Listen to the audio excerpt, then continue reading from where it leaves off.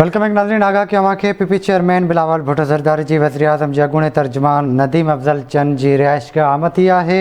नदीम अफ़ज़ल चंद peoples party में ॿीहर शामिल थी वियो आहे। बिलावल भुट्टो ज़रदारी पारां नदीम अफ़ज़ल चंद खे पार्टी में अचण ते भलेकार कयो आहे। तव्हांखे ॿुधायूं पिया बिलावल जो चवणु आहे त इमरान ख़ान यूटर्न वठण जो आदी आहे। हुकूमत हिन वक़्तु सख़्तु दबाव में आहे। बेइतमादी रिथ अचण खां अॻु इमरान ख़ान इस्तीफ़ा ॾेई घर हलियो वञे। इमरान ख़ान खे पाण ते भरोसो आहे त असेंबली टोड़े ऐं आवाम में वञे। तव्हांखे ॿुधायूं पिया पीपी चेयरमैन बिलावल भुट्टो ज़रदारी जी वज़ीर आज़म जे अॻूणे तर्जुमान नदीम अफ़ज़ल चंद जी रिहाइशगाह आमद थी आहे। नदीम अफ़ज़ल चंद पीपल्स पार्टी में ॿीहर शामिल थी वियो आहे। बिलावल भुट्टो ज़रदारी पारां नदीम अफ़ज़ल चंद खे पार्टी में अचण ते भलीकार कयो आहे।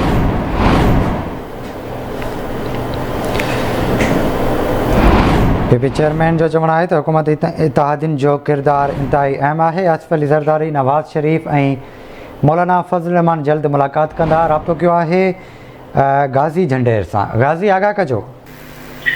जी बिल्कुल पाकिस्तान तहरीक इंसाफ जे अहम अगवान लाहौर से ताल्लुक़ रखंदड़ अहम अगवान नदीम अफ़ज़ल चंद हिकु भेरो ॿीहर पीपल्स पार्टी में बाज़ाब्ता शमूलियत जो ऐलान करे छॾियो आहे। अॼु पाकिस्तान पीपल्स पार्टी जे चेयरमैन बिलावल भुट्टो ज़रदारी नदीम अफ़ज़ल चंद जे घर पहुतो हिते लाहौर जे डोर टाउन वारे इलाइक़े में। हिन मौक़े ते पाकिस्तान पीपल्स पार्टी जा मरकज़ी अगवान पिण मौजूदु हुआ। ख़ासि तौर ते शीरी रहमान, एतराज़ अहसन ऐं राजा परवेज़ अशरफ समेत खुर्शीद शाह, जो वॾो वज़ीर थे मुराद अली शाह, शाज़िया मरी समेत ॿिया अहम अगवान शरीफ़ हुआ। कमर ज़मान कायरा मौजूदु हो इन अॼु वारे इन गॾिजाणी में, जंहिंखां पोइ बाज़ाब्ता प्रेस कॉन्फ्रेंस थी आहे। प्रेस कॉन्फ्रेंस में नदीम अफ़ज़ल चंद पीपल्स पार्टी में वापसीअ जो ऐलान कयो आहे। हुन चयो आहे त उनखे सदाईं हिन फ़ैसिले ते पछताव रहियो त हुन पीपल्स पार्टी खे छॾे करे तहरीक इंसाफ जॉइन कई, पर हीउ संदसि घर आहे पीपल्स पार्टी इन करे हू वापसि पंहिंजे घर वरी आयो आहे। बिलावल भुट्टो ज़रदारी हिन मौक़े ते संदसि पीपल्स पार्टी में वापसीअ वारे फ़ैसिले जी आजियां कई